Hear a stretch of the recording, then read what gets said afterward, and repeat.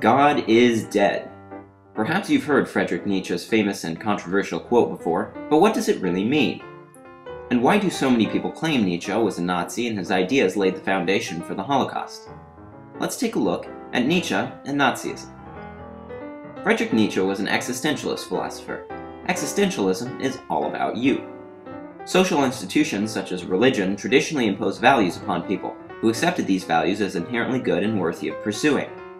In Nietzsche's world, however, God is dead and can no longer provide these standard values for people. So what do we do?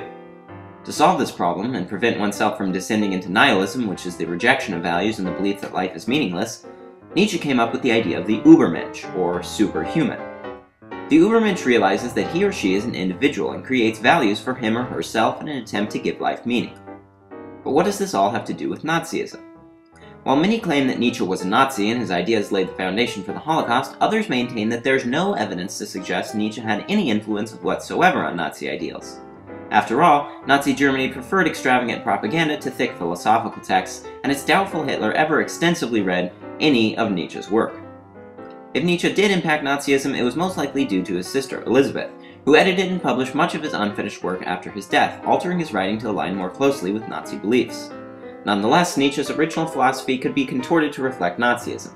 In the moral vacuum of a post-God world, there's nothing stopping the Übermensch from valuing Nazi beliefs, nor are there any existing values to criticize any action, even things like ethnic cleansing. However, this greatly misrepresents Nietzsche's philosophy.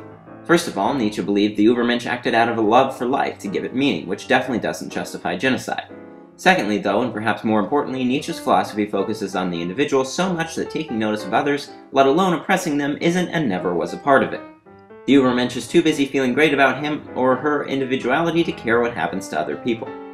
Also, Nazi Germany was fascist. In this type of government, the state has no interest in individuals or their values and denies them rights. But that's for another video. All in all, Nietzsche's philosophy is complex and easily misconstrued. But if one thing's for sure, Nietzsche did not see his philosophy as a justification for evil.